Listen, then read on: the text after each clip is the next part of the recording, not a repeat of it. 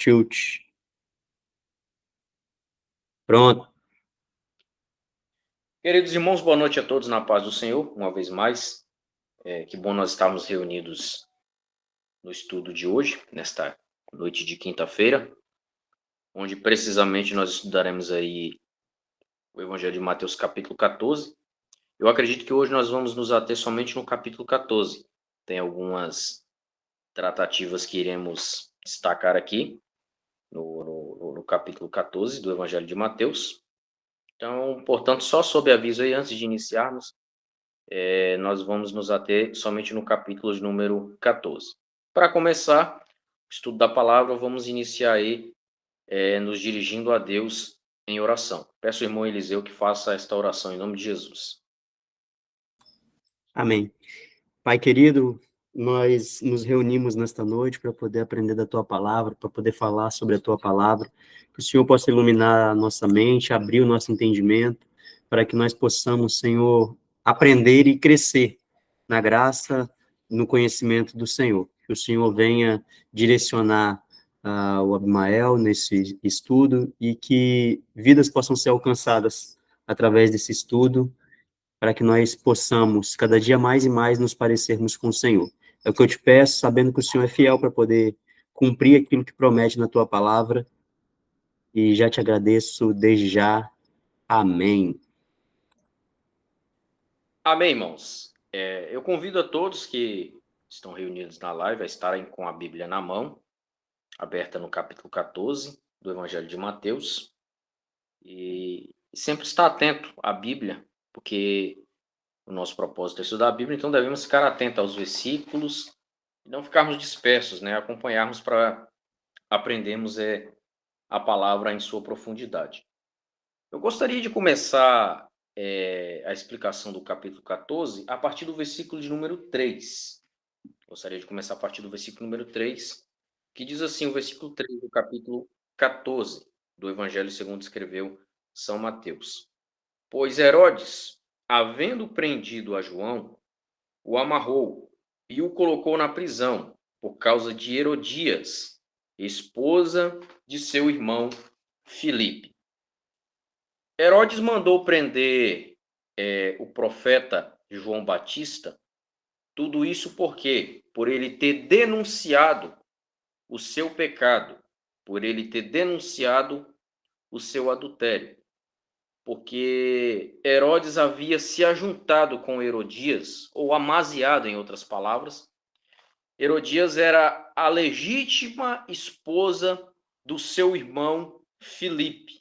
Então ele foi lá e amaziou com ela, que era a esposa do seu irmão.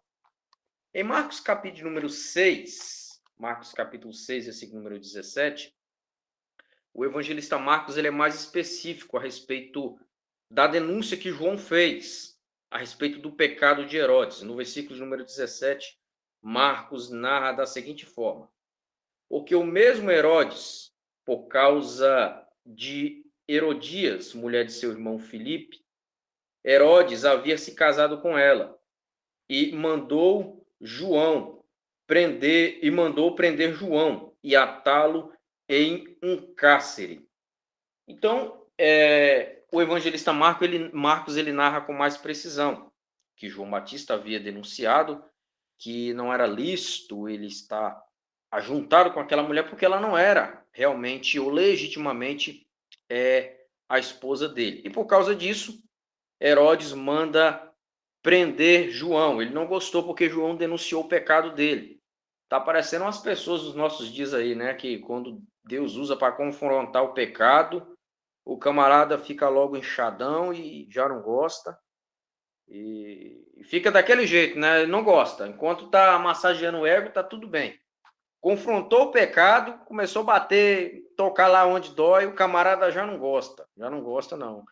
Aí eu lembrei de Lael agora, não toca em mim não, que eu sou um vazão de todo tamanho. Então, se falou do pecado do camarada, ele já não gosta. Flávio Joséfo, no livro A História dos Hebreus, entre as páginas 834 a 847, Joséfo narra que, abre aspas, Herodes foi fazer uma visita, uma certa feita, a seu irmão Herodes Filipe. E nessa visita, ele se apaixonou loucamente por Herodias, a esposa do seu irmão, como também ela se apaixonou por ele. E assim, os dois resolveram abandonar ambos os seus cônjuges para viver aí, ou para viverem aí, uma aventura amorosa. Herodes era casado com Fazélia, filha de Aretas, que era um rei da Arábia. Herodias, de acordo com Joséfo, era uma mulher maquiavélica, uma mulher má, uma mulher extremamente depravada. E ao ver isso, ao ver essa união pecaminosa, João Batista não ficou calado perante toda essa situação. Fecha aspas. Depois disso, depois que João Batista denunciou o pecado de Herodes, Herodes dá ordem aí para prender João Batista. A T. Robson, no seu comentário de Mateus e Marcos, na página 164, conta que, abre aspas, João Batista foi encarcerado em uma fortaleza chamada Maquero. A expressão Maquero em grego é Macaeros, parece Macaé, né? No grego é Macaeros, que esse termo nada mais nada menos significa espada. Essa fortaleza chamada Maquero se situava a 24 quilômetros ao sudeste da foz do Rio Jordão, na costa do leste do Mar Morto. Essa fortaleza ela se localizava em um alto monte, onde quem estava lá dentro era possível contemplar o Mar Morto em sua totalidade, por causa aí da sua altura. Fecha aspas. Ainda fazendo um adendo a respeito do comentário de Robertson, João Batista, quando ele foi preso e ficou encarcerado aí na fortaleza de Maquero, ele ficou encarcerado por aproximadamente 10 meses nesta prisão ou na prisão dessa fortaleza.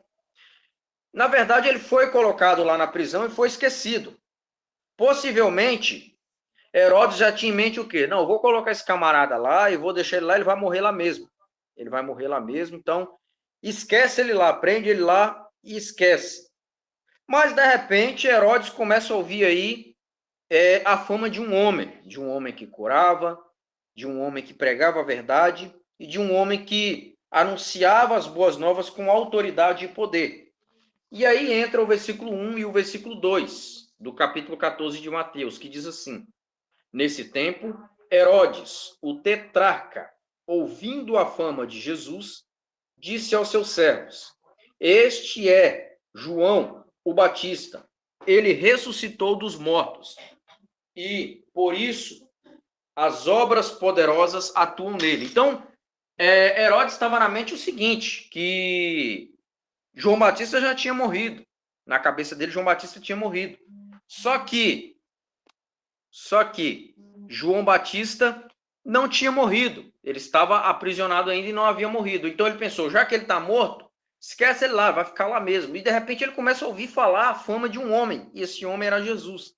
E ele diz, então, João Batista ressuscitou dos mortos e voltou aí a realizar maravilhas no meio do povo.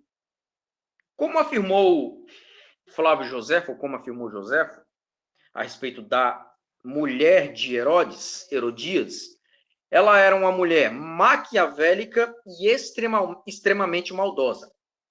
Se Herodes não gostou da denúncia de João Batista, imagine Herodias, que era uma mulher aí maquiavélica, uma mulher maldosa, uma mulher demoníaca. Herodes, ele apenas mandou prender João.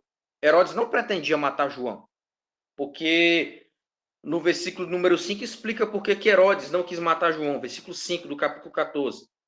E querendo matá-lo, temia o povo, porque eles consideravam João como profeta. Então foi por isso que Herodes não quis matar João. Ele falou simplesmente, não, prende esse camarada aí, esquece ele aí nessa prisão, até que ele morre e tá bom, né? Pelo menos não vai ser derramado o sangue dele através das minhas mãos, ele vai morrer sozinho lá nessa prisão. Essa foi a ideia aí de Herodes.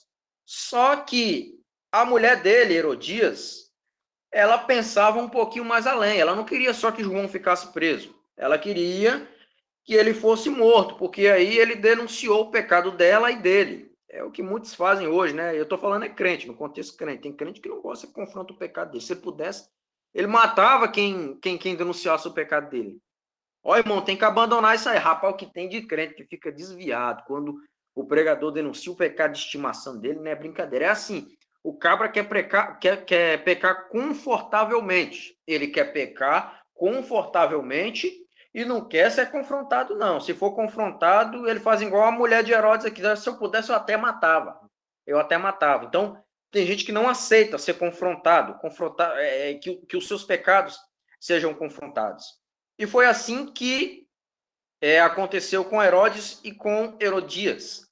Só que Herodias, como era uma mulher aí muito maligna, um dia, quando era o aniversário de Herodes, Herodias bolou um plano aí extremamente diabólico, onde ela ornamentou ou arrumou a sua filha Salomé de uma maneira extremamente sensual e mandou ela se apresentar perante Herodes como um presente de aniversário para ele. E lá vai a moça muito bonita, vestida sensualmente.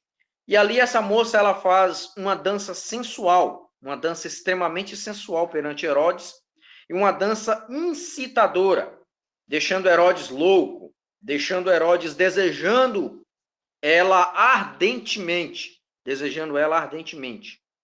Cheio de desejos carnais e ardendo em seus desejos,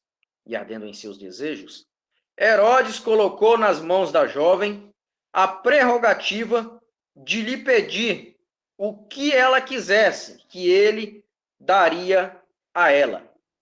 E ela, maléfica como a mãe dela, que ela também não ficava para trás, maligna e maléfica como a mãe dela, pediu o que foi orientado para ela antes. Pediu a Herodes o que a mãe dela havia orientado a ela. E o que a mãe dela orientou? Vamos ler do versículo 6 até o versículo número 12. Diz assim: celebrando-se, porém, o aniversário de Herodes, a filha de Herodias dançou diante deles e agradou a Herodes. Perante isso, prometeu com juramento dar-lhe tudo o que pedisse. E ela, tendo sido anteriormente instruída por sua mãe, disse: dá-me aqui em um prato a cabeça de João Batista. E o rei se arrependeu. Contudo, por causa do juramento e dos que estavam à mesa com ele, ordenou que se lhe desse. E ele mandou decapitar João na prisão. E a sua cabeça foi trazida em um prato e dada à moça, e ela levou para sua mãe. 12. E vieram os seus discípulos, levaram o corpo de João Batista e o enterraram, e foram dar a notícia para Jesus. O Laio havia levantado a mão. Laio, você queria falar alguma coisa? Só fazer um apontamento. O interessante, rapaz, que o cabra aí, ele se afeiçoou pela esposa do irmão, parece que meio irmão, né? E aí, rapaz, o cabra tava querendo se relacionar com a mãe e com a filha também, não é isso? Que ele Isso mesmo. encanta nessa dança aí, o cabra tava querendo, entendeu? As duas. Então o cabra era um garanhão, um brucutu garanhão, rapaz. Que é isso? O interessante aí, só para destacar, né, é que o pai já era um camarada perverso, né? O pai Herodes, que aparece lá no começo de Mateus, que às vezes a gente vai lendo só Mateus e aí vai aparecendo Herodes. E esse aqui já é o filho, né? Depois que o Herodes o Grande, aquele lá de Mateus 2, né, que governava e que Jesus com a família foge para o Egito, morre, aí começa a reinar os filhos aqui, né? E um dos tetrarcas era esse que tomou a mulher do próprio irmão, já não bastava querer a mulher, e como vocês falaram, né? queria a filha também. É brincadeira. Ele ficou doidão na dança da filha da mulher lá. Ficou doidão, arriou os 4 pneus babando. Interessante é que quando fala, a Bíblia usa o termo menina, né? Não tem mais que 16 anos. Então era realmente uma novinha rebelde, né?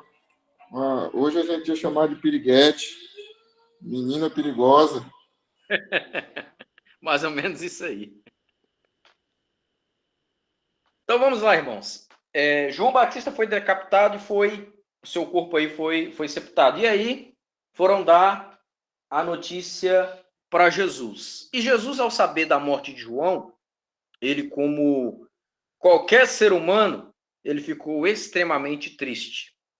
Possivelmente, quando Jesus recebeu a notícia de que João Batista havia sido morto, ou executado, decapitado, ele ainda estava em Nazaré.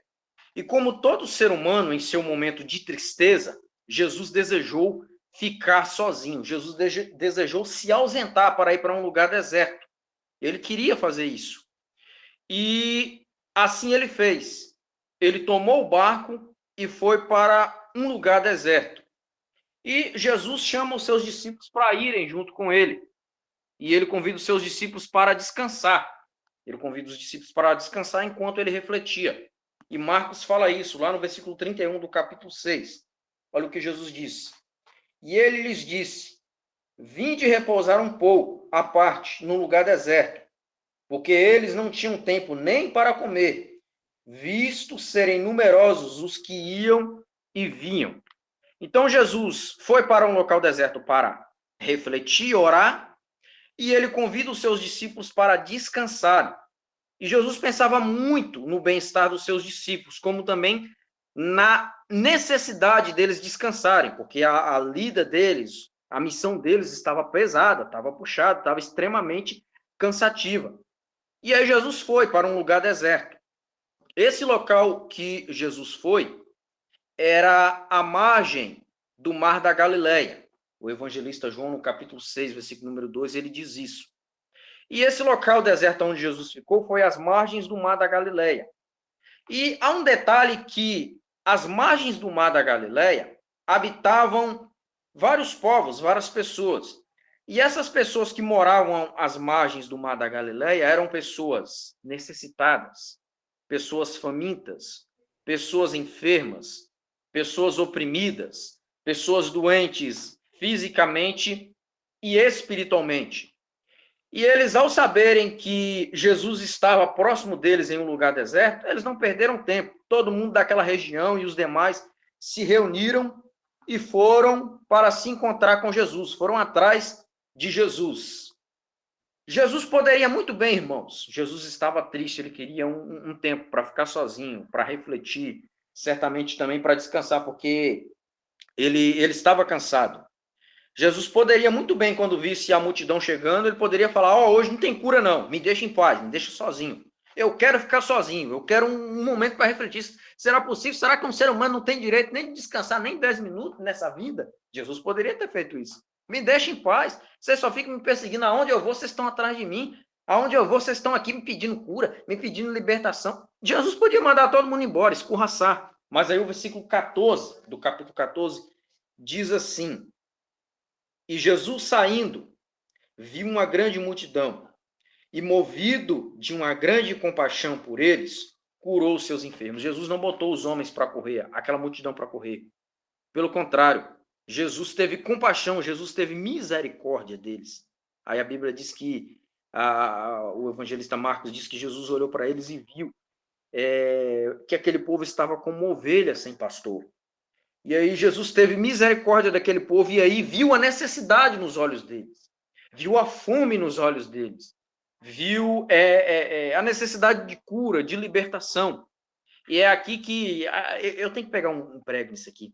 Aqui que os esquerdistas dizem que Jesus foi o primeiro socialista que existiu na história da humanidade. Engraçado que Jesus multiplicava o pão, não fazia sumir, né? Porque na ideia do socialismo é dividir o pão, mas dividir na teoria dele, porque na prática todo mundo fica com fome. Jesus nunca deixou ninguém com fome. Então, a ideologia socialista se apropria das verdades indeléveis do reino trazidas por Jesus para acoplarem a sua ideologia. Isso é uma coisa extremamente demoníaca.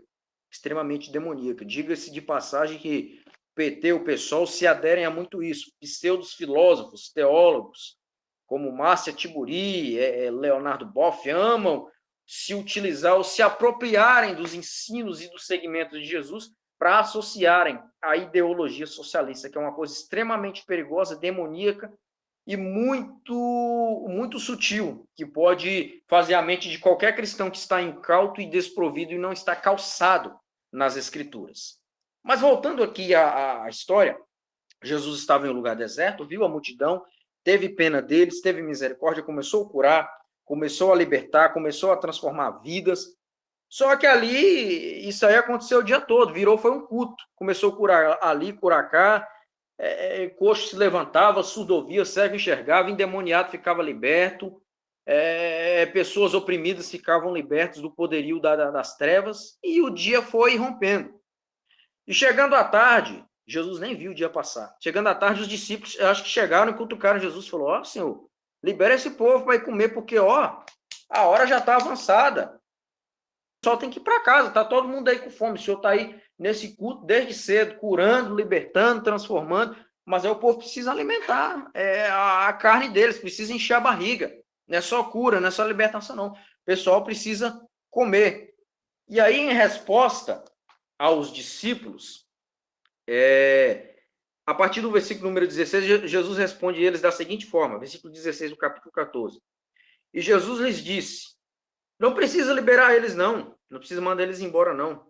Dai para eles o que comer. E aí os discípulos disseram: nós não temos aqui senão 5 pães e 2 peixes. E Jesus disse: então traz aqui para mim.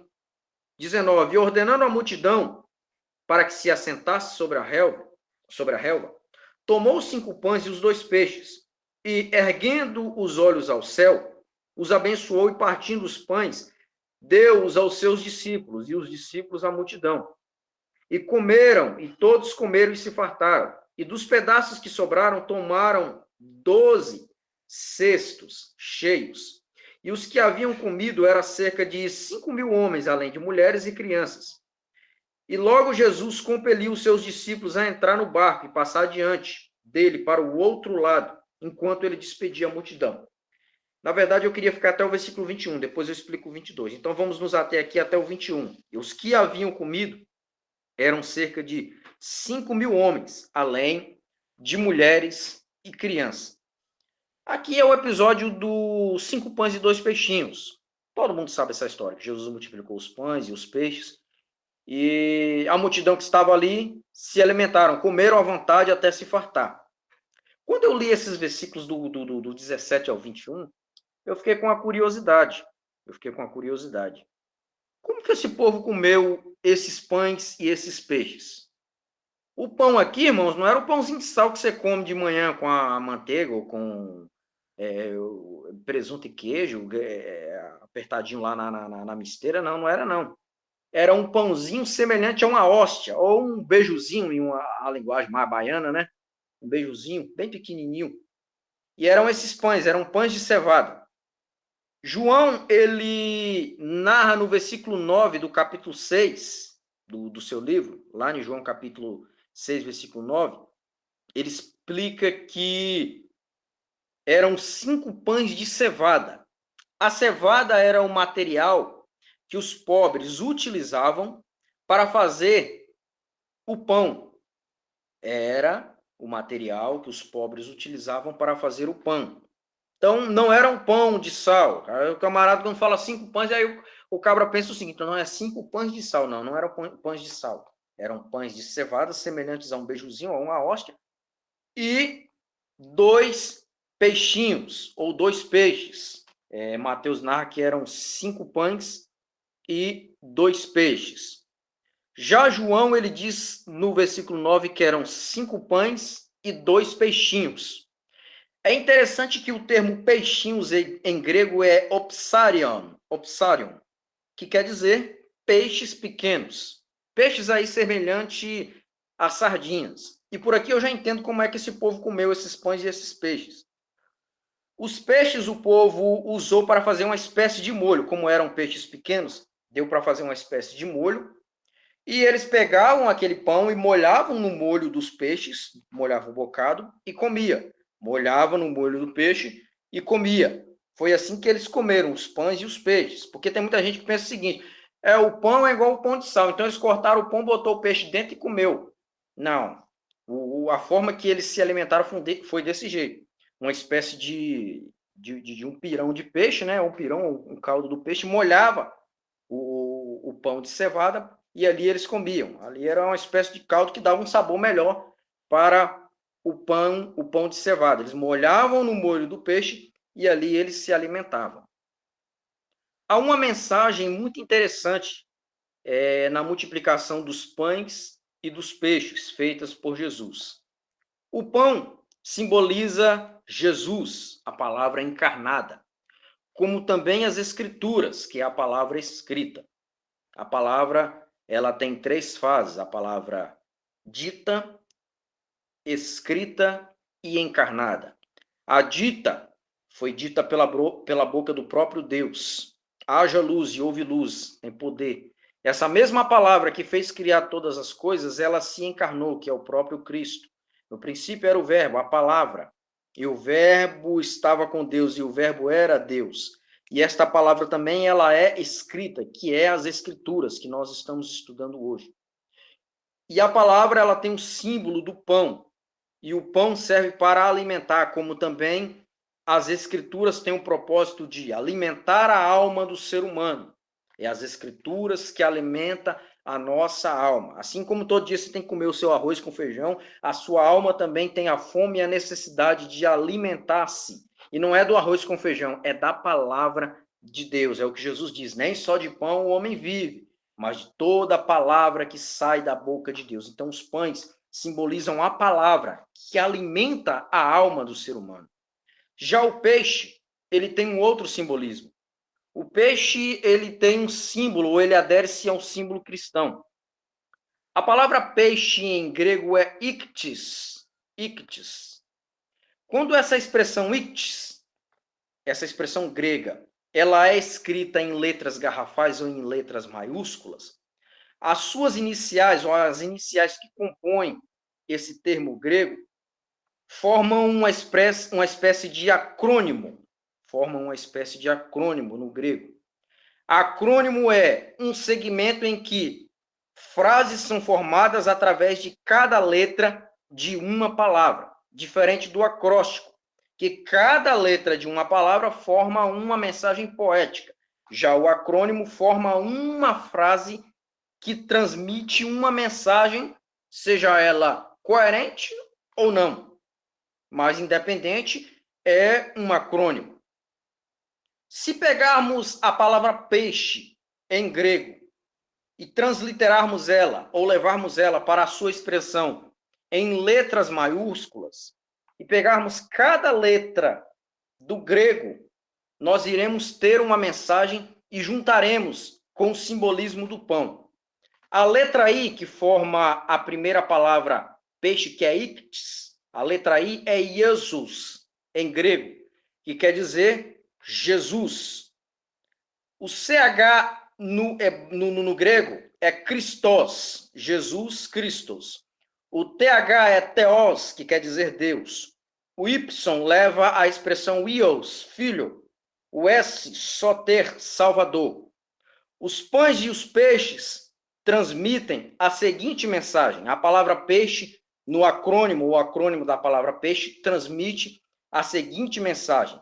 Jesus Cristo, Deus, Filho e Salvador. Jesus Cristo, Deus, Filho e Salvador. E Jesus, CH Christos, TH Theos, Y, Ios, Filho, S, Soter, Salvador. Os pães e os peixes transmitem a seguinte mensagem.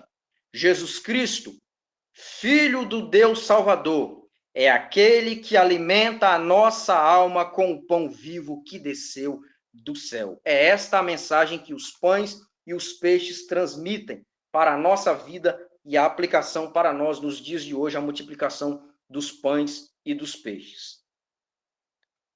Entrando para o versículo de número 22 e 23, Jesus aí ele manda os seus discípulos irem na frente, e aí ele estava despedindo a multidão. E logo Jesus compeliu os seus discípulos a entrarem no barco e passar adiante dele, para outro lado, enquanto ele despedia a multidão.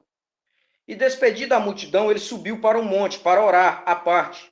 E vindo à noite, ele estava sozinho. Jesus tinha necessidade de orar. Certamente Jesus ainda estava triste, porque ele não teve tempo de refletir a respeito da situação da morte de João. Então ele precisava de um momento a sós, com ele mesmo, com Deus. Ele precisava chorar, ele precisava falar para o Pai as suas angústias, ele precisava falar para o Pai as suas ansiedades. Ou você pensa que Jesus não ficava triste? Ou você pensa que Jesus não chorava? Ou você pensa que Jesus não queria se isolar? Engano seu. E ele ficou a sós com Deus, aonde ele certamente ele descansou, ele orou, ele chorou, e ele contou as suas lamúrias para o Pai. E no versículo número 25, nós vamos ver aí a história da tempestade, em que houve uma grande tempestade, em que Pedro foi ter ao encontro com Jesus e começou a afundar. É uma história bastante conhecida, mas no versículo 25, só para aclarar, a título de conhecimento, diz assim: mas, à quarta vigília da noite, Jesus foi ter com eles. Depois que Jesus estava orando, Jesus foi ao encontro deles, andando sobre o mar. A tempestade que começou a assustar os discípulos, ela teve início na quarta vigília da noite, entre os horários aí de 3 às 6 da manhã. Então, quarta vigília da noite indica um horário de 3 às 6 horas da manhã. Pulando para o versículo número 34, porque aí do versículo 25 em diante vai contar a história da tempestade, e que Pedro pediu para ir ter com Jesus, e aí ele começou a se afundar, e aí dá uma mensagem muito boa, que certamente quem nunca pregou sobre Pedro que se afundou no mar, todo mundo já pregou, e é uma aplicação abençoada. Mas do versículo 34 até o versículo número 36, nós iremos ver outra situação, que Jesus ele atravessa o mar, depois de ter cessado a tempestade, e chega à terra de Genezaré, versículo 34. Ora, terminada a travessia, eles chegaram à terra de Genezaré. E quando os homens daquele lugar o reconheceram, eles enviaram por toda aquela região e em redor. E trouxeram para quem? Para Jesus. Todos os que estavam enfermos. E pediram-lhe que ao menos eles pudessem tocar a orla da sua veste. E todos quanto tocavam, ficavam perfeitamente sãos. Aqui nós podemos ver que parece que não foi somente apenas a mulher do fluxo de sangue que foi curada por tocar na orla das vestes de Jesus. Outras pessoas também foram curadas porque tocaram na orla das vestes de Jesus. Receberam cura, receberam transformação e receberam libertação. E aqui eu volto a repetir uma profecia de Malaquias, Malaquias 4, versículo número 2. Essa cura vinda ou advinda da orla das vestes de Jesus, tanto para a mulher do fluxo de sangue, como para as demais pessoas que ansiavam tocar, pelo menos na orla das vestes de Jesus, é um cumprimento da profecia de Malaquias. Malaquias capítulo 4, versículo número 2, diz assim: mas para vós que temeis o meu nome, nascerá o sol da justiça, e ele trará salvação nas suas asas. E saireis e crescereis como novilhos da estrebaria. É interessante que, quando Malaquias fala que através da orla, ou através das asas do sol da justiça, viria a salvação, essa expressão asas aqui, no hebraico, é kanaf, que quer dizer, ou que significa orla dos vestidos. E Jesus é o quê? O sol da justiça. Então Malaquias já estava profetizando. Através da orla dos vestidos, do sol da justiça, que é Jesus, viria a salvação. Muitas pessoas seriam salvas de quê? Da enfermidade, da opressão demoníaca, da doença da alma, da surdez, da mudez. Paralíticos seriam libertos ou salvos da paralisia. E através da orla do vestido do sol da justiça, que é Jesus, haveria transformação, haveria graça e haveria salvação. Terminamos aqui, irmãos, o capítulo 14 do Evangelho de Mateus. Como eu disse, hoje nós iremos nos ater somente no capítulo 14, e na próxima semana aí, eu creio que dá para fechar o 15 e o 16, não sei, né? Vamos acompanhar aí ao decorrer da semana, fazendo pesquisas, buscando um pouco mais, que aí vai enriquecendo a pesquisa do texto, e às vezes a gente acaba se atendo aí em um capítulo só. Agora, os irmãos quiserem falar alguma coisa aí, perguntar, pode ficar à vontade.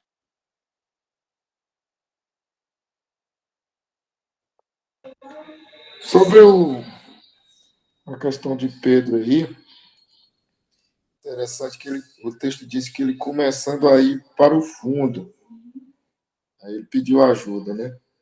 A gente poderia fazer uma aplicação aqui. A gente tem que ter essa sensibilidade para perceber os níveis da gente diminuindo, os níveis espirituais. Eu vou usar um termo que eu inventei agora. Quando a gente perceber que o nosso nível de crentura está diminuindo, a gente tem que pedir socorro, a gente tem que pedir ajuda. Não se pode esperar chegar no fundo do poço. A gente tem que ter essa sensibilidade de perceber que a gente está diminuindo o nível. Não somos mais como éramos. E nesse momento que a gente tem que pedir, Senhor, me acode, faz alguma coisa por mim, porque de fato eu estou diminuindo. Parece que meu amor está arrefecendo. Eu estou fazendo as coisas pela força da obrigação ou no automático. Isso é importante exercício para a nossa vida espiritual. E no 31, interessante que ao longo de Mateus aqui, Mateus vem mostrando Jesus sempre censurando essa questão de tamanho de fé. Pouca fé, por que duvidar-te? Então ele censura muito a fé pequena, né? E quando ele usa lá a expressão do grão de mostarda, não é tamanho, não é isso que ele usa lá? Ele fala como, a expressão, se não me engano aqui, é como um grão de mostarda, que não é o tamanho do grão, que a gente sabe que era pequeno, mas seria a qualidade daquele grão, a durabilidade, a resistência, a firmeza. A gente sabe que ele suporta até altas temperaturas e não é consumido. Então, é esse tipo de fé que é aprovado por Jesus. Uma fé robusta, uma fé que realmente nos leva a crer no impossível, a acreditar no invisível, confiar completamente nele. São essas contribuições aí. Glória a Deus. Mais alguém tem alguma coisa a falar? Esse texto de Jesus acalmando a tempestade, né? Esse e o outro, né? Que ele estava dormindo, né? São textos que me marcaram muito porque na faculdade, lá no CEUNES, ali na UFES, era uma batalha, assim, constante, né? No começo da faculdade eu não estava muito crente, não, mas ao término, que eu fui aumentando o hábito de leitura da Bíblia, né? Tinha momentos que eu até levava a minha Bíblia para a biblioteca, ficava lá sentado. Certo dia, as mesas são grandes, né? Certo dia, uma bruxa, que tinha uma menina lá que ela era bruxa, né? E uma bruxa sentou na cadeira e ela começou a conversar com um rapaz que estava do lado, né? Um amigo meu que estava do lado, ela conhecia ele e sentou e começou a conversar, né? E aí eles acabaram falando sobre o assunto Bíblia, né? Ah, não, esse pessoal, e ela fazia biologia, né? E aí ela conversando e tal, não, esse pessoal fala que que Eva conversou com a serpente, só que as serpentes são surdas, né? A gente estuda e sabe que as serpentes são surdas, não tem condição de serpente escutar e tal. E aquilo entrou igual uma flecha no meu coração. Eu olhei assim, e eu fiquei mal. Por um bom tempo eu fiquei mal. Falei assim, Jesus, será que isso tudo é verdade? Será que isso tudo tô mesmo acreditando? Que o que eu tô acreditando é realmente real e tal? E aí eu fui e falei, tem que pensar, eu tenho que pensar. E quando eu fui ler um texto, era justamente esse texto, de Jesus mandando acalmar a tempestade, né? E aí eu falei, na hora deu aquele estalo. Falei assim, não, peraí. Se Jesus mandou o mar se acalmar, mandou se calar, é o vento, né? É o vento e o mar, eu sempre confundo os dois. Mandou um se calar e o outro se acalmar. Que nem ouvido tem, quanto mais uma serpente ouvir, né? Aí aquilo me deu aquela assim, aquela acalmada que eu fiquei assim, nossa, Boa, pronto. graças a Deus, né? E depois disso, graças a Deus, as coisas foram se firmando assim, e não, até hoje, graças a Deus, não tem o que falem. Ah, não, mas a ciência fala isso. Aí você lembra de um homem que andou em cima de um mar que é líquido, né? Você lembra de um homem que transformou água em vinho? Você lembra de um homem que pegava uma pessoa que já estava morta e ressuscitava? E aí você fala, peraí, né? Um, um elemento aí que a gente tá esquecendo, né? Que é o elemento chamado, Sobrenatural. o sobrenatural, que é o elemento chamado fé, né? A gente crê nisso. E aí, quando você começa a entender o tamanho do seu Deus, a gente começa a entender como que Davi ele vai para uma luta que eles por todos era perdido. Você começa a entender como que Paulo, na hora de morrer, pede livro. Ah, traz livro, traz. Peraí, cara, você vai morrer daqui uns dias. Você está pedindo livro. Então, assim, quando a gente começa a entender o tamanho de Deus, essas outras coisas começam a se ficarem menores, né? Por menorizar, né? Então, assim, ao ver esse Cristo transformando um bocado de pão em pães de forma que sobrem cestos de pães, né? A gente às vezes, e aí eu termino aqui, né? Às vezes a gente lida com o sobrenatural de uma maneira muito natural, né? O que é isso? A gente lê um texto e não para pensar, né? É como o Abimael parou para pensar aí. Eu nunca tinha parado para pensar nesse detalhe. Como é que eles comeram isso? Né? Como é que foi isso? Porque comer pão seco também, misericórdia, né? Mas o que eu queria enfatizar é no seguinte sentido. O milagre, a gente visualiza ele de um jeito e às vezes não é muito bem daquele jeito, né? Por exemplo, quando Jesus ele ora, né, ele apresenta ao Senhor aqueles pães, eu não vejo, e eu acho até impossível, que esses pães eles tenham se multiplicado no momento em que Jesus orou. Porque não teria possibilidade de um monte de gente. Ó, se para segurar os 12 cestos, se para segurar aquela quantidade de cestos, deixa eu lembrar o versículo aqui, peraí, é o versículo. Versículo 20, né? Para segurar 12 cestos, um homem só não conseguiria, quanto mais se fosse para segurar todos aqueles pães com os que comeram junto com os que sobraram. Não é impossível isso. A cena que eu imagino, aí vocês podem até ver se é muita viagem minha ou se vocês conseguem imaginar assim também, é Jesus entregando os pães, entregando os peixes para os discípulos, e eles, no momento em que compartilhavam o pão, né, na hora que ele entregava o pão para uma pessoa, ele falava agora, na hora que olhava para a mão, o pão já está inteiro de novo. Aí ele entrega para outro, na hora que ele olha para a mão dele, o pão já está inteiro de novo, e aí vai, né? fazendo lembrar até aquele milagre de Eliseu com a viúva, né? E vai enchendo um vaso, fala, um vaso até que dá. Daqui a pouco enche o segundo até que dá. Talvez o recipiente, na hora que o oleiro fez aqui, o volume interno era diferente, era menor. Mas na hora que ela começa a encher todos os vasos, você vê o sobrenatural. E aí, eu visualizo assim, né? Os discípulos compartilhando o pão, passando pão, passando pão, passando pão, aquele monte de gente sentada e dando pão, e dando pão, e dando pão, de forma que eles só vejam o resultado total daquilo mesmo, na hora que eles vão recolher o que sobrou.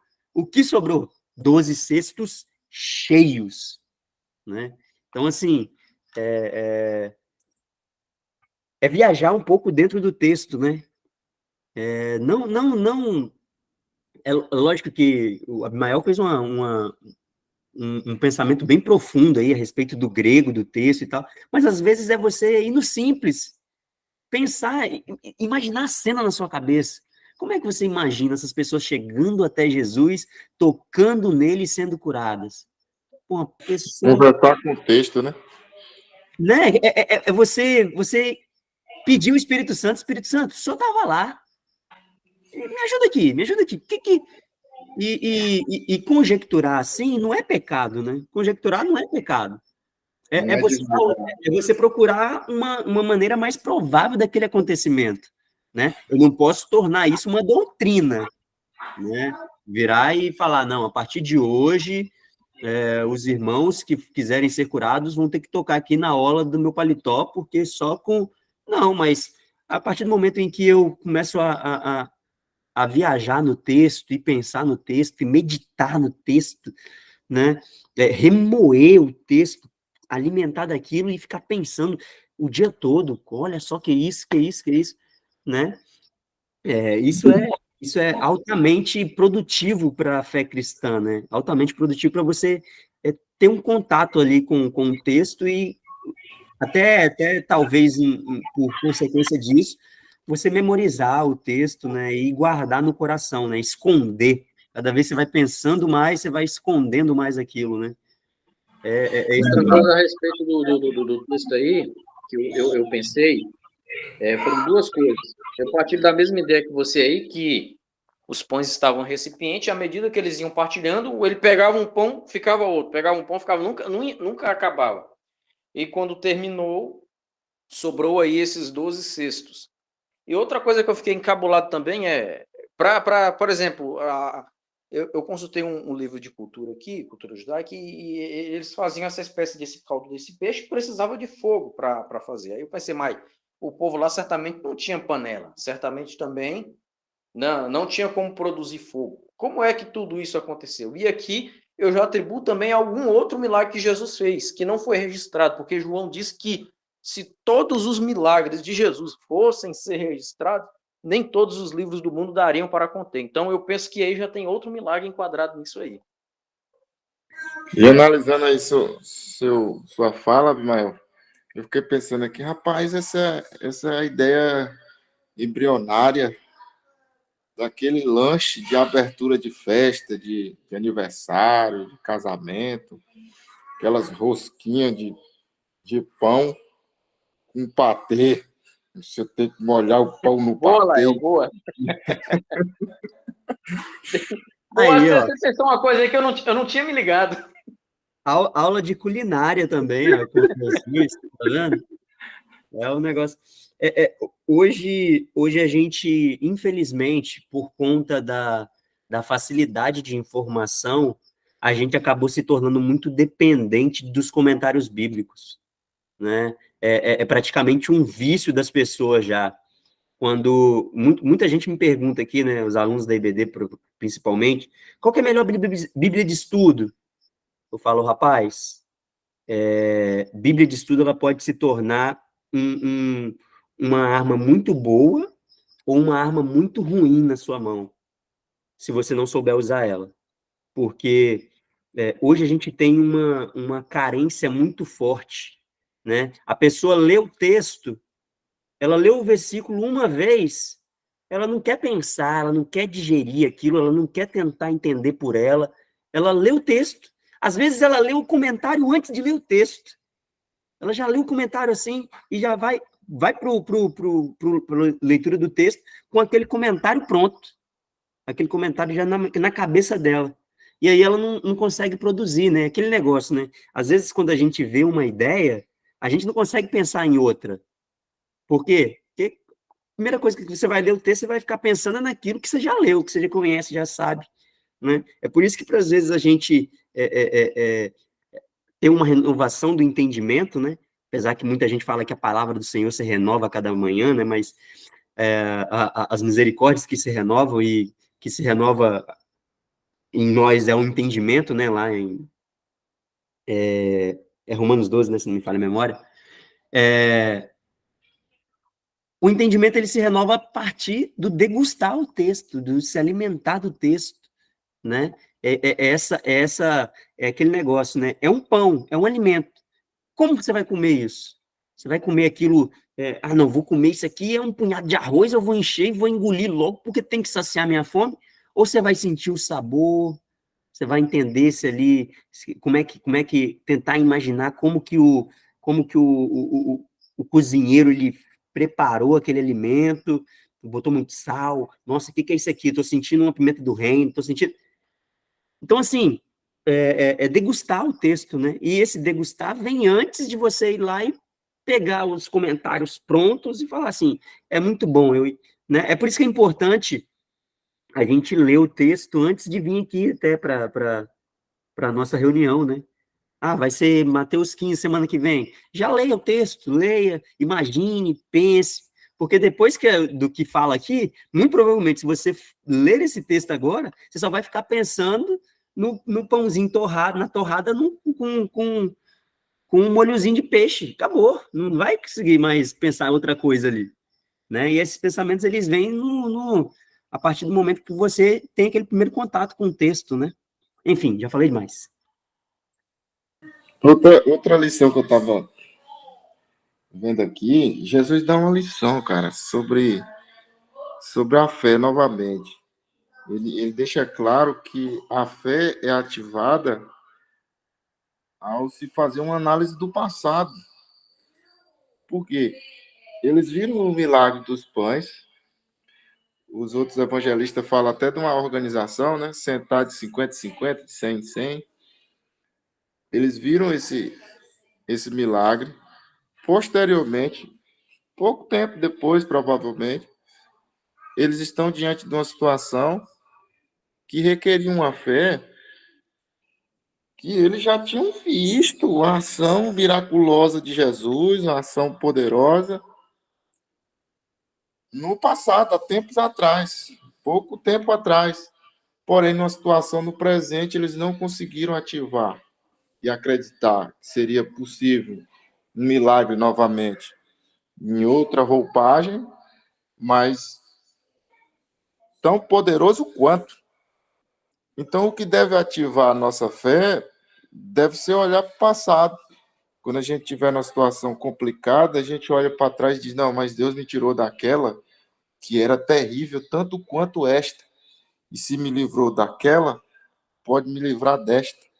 Então, a nossa fé ela não é ativada quando a gente olha para o futuro, mas é quando a gente olha para o passado e a gente vê um rastro de fidelidade de Deus para com a nossa vida.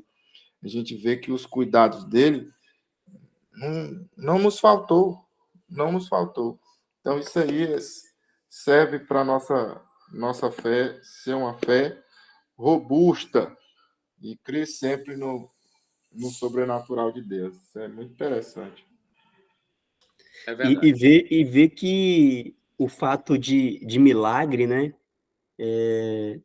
Eu tentei não falar, mas não tem jeito não. O fato dos milagres, eles não aumentam, né, essa fé, né? Não traz essa fé. Porque, igual a gente vê o povo no deserto, né? O povo via comida descendo do céu todo dia, via coluna de nuvem, via coluna de fogo, mas via a água jorrar da rocha, mas isso daí não traz fidelidade para o povo, né? O que traz fidelidade é através dos mandamentos que Jesus traz, que Deus dá depois para Moisés, né? Porque no primeiro momento que Moisés se afasta um pouquinho, que fica ali um tempo, eles já vão lá e pega brinco, pega ouro e vão fazer um bezerro e tal. Alguém para a gente adorar aqui, né? E aí Jesus, por meio da sua palavra, né? Paulo, né? Ele fala, a fé vem pelo ouvir, né? E o ouvir pela palavra. Então, assim, a gente ao degustar o texto, ao meditar no texto, a gente começa a lembrar do tamanho do nosso Deus, né? Esses dias, eu falei com os adolescentes aqui, né? Cheguei numa reunião com eles, falei bem assim, gente, olha só,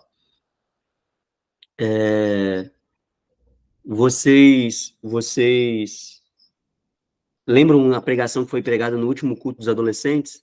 Eles falaram, Eliseu, não lembro nem o que eu comi ontem. Não lembro nem o que eu comi ontem. Aí eu falei assim, mas espera aí, tá vendo aí?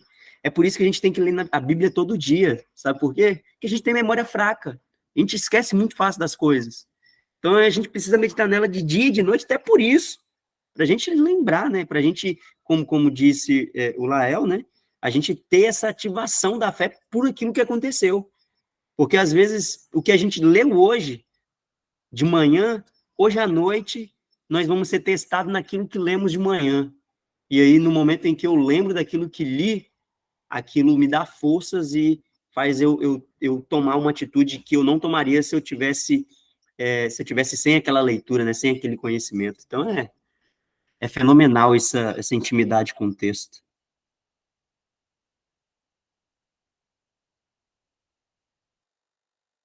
É verdade. Irmãos, tem mais alguma coisa a falar a respeito do que nós estudamos hoje?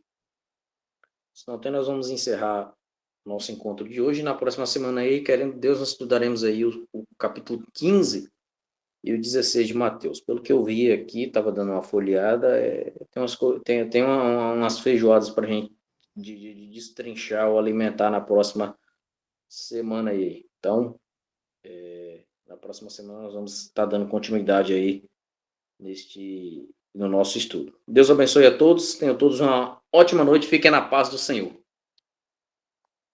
Boa noite. Boa noite.